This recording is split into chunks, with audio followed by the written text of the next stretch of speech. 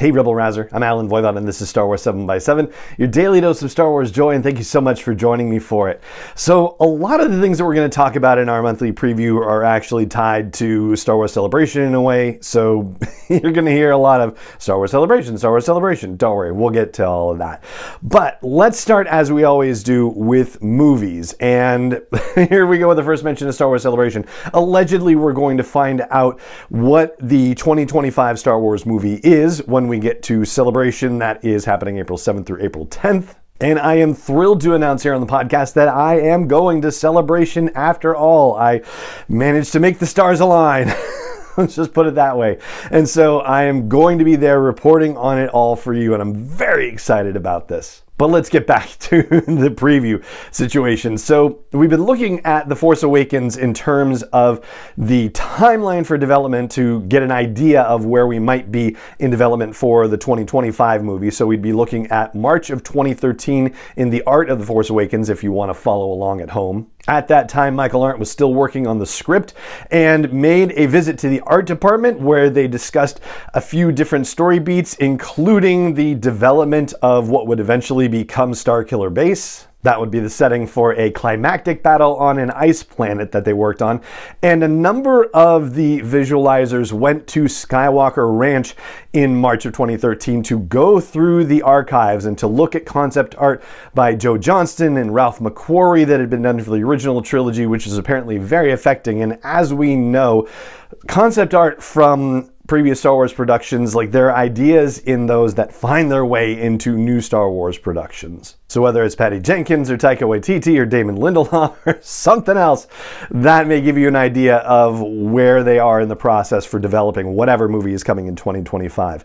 On the live action front, yeah, The Mandalorian debuts today. How about that? And we're going to have episodes every week all the way through April 19th, I believe, is the season finale. So one a week for 8 weeks. Meanwhile, Ahsoka is in post-production. I imagine we will find out an actual release date at Star Wars Celebration Europe. There it is again. Skeleton Crew is also in post-production, and in that Empire Magazine feature story on The Mandalorian, they had an interview with Dave Filoni and Jon Favreau, and one of the things that he dropped in there about Skeleton Crew was that he had just watched an episode and that it was very delightful and so much fun, so that's always exciting to hear. And of course, we have The Acolyte in production, and Mandalorian Season 4 has apparently been written, but not necessarily started filming just yet. And finally, Andor Season 2 is filming right now, and will probably be filming all the way into September if Season 1 is any indication. Then I'd say it's a fair bet that we might get another live action series announcement at Star Wars Celebration. Sorry, there it is. Animation, we have The Bad Batch continuing, and in fact, it's going to finish its run in the month of March. That's just shocking that it's gone so fast, but we've got 5 Wednesdays in March, and the final Wednesday, March 29th, is going to be a 2-episode finale. Then on the horizon, we have Star Wars Visions and Young Jedi Adventures.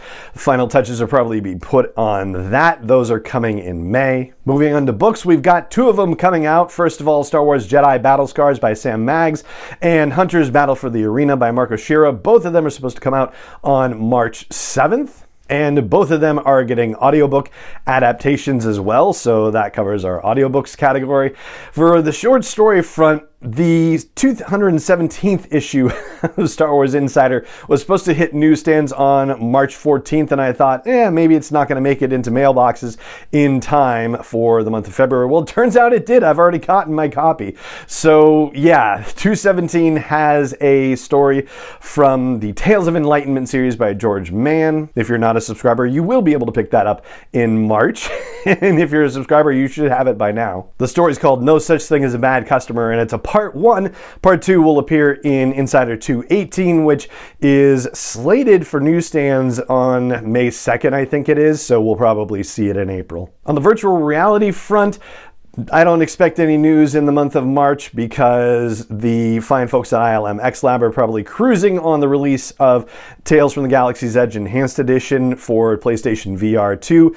as of last month, and we of course have Star Wars Celebration to come out, so if they have anything new, it's probably going to be announced there. On the video game front, we were going to get Jedi Survivor this month, but they announced that the game is going to be pushed out to April 28th, just to make sure that all the T's are crossed and the I's are dotted and all that stuff. Still no word on Star Wars Hunters when that's actually going to appear. It's just 2023. That's the only date we have for the Switch and for iOS. On the merch front, they didn't do anything in the run-up to Season 3 of The Mandalorian, but if you recall Obi-Wan Wednesdays when they had merchandise releases during the run of the Obi-Wan Kenobi series, well, we might see something like that potentially for the Mandalorian series. It is certainly their most marketable property in that way, and we'll be keeping an eye out for story beats that may be revealed with the descriptions of the merch that's coming out. On the streaming front, we're not expecting anything for the month of March, so that means that we're going to have to wait for our Disney Gallery equivalent on Andor Season 1, probably until May at the earliest. On the comic book front, we've got 16 titles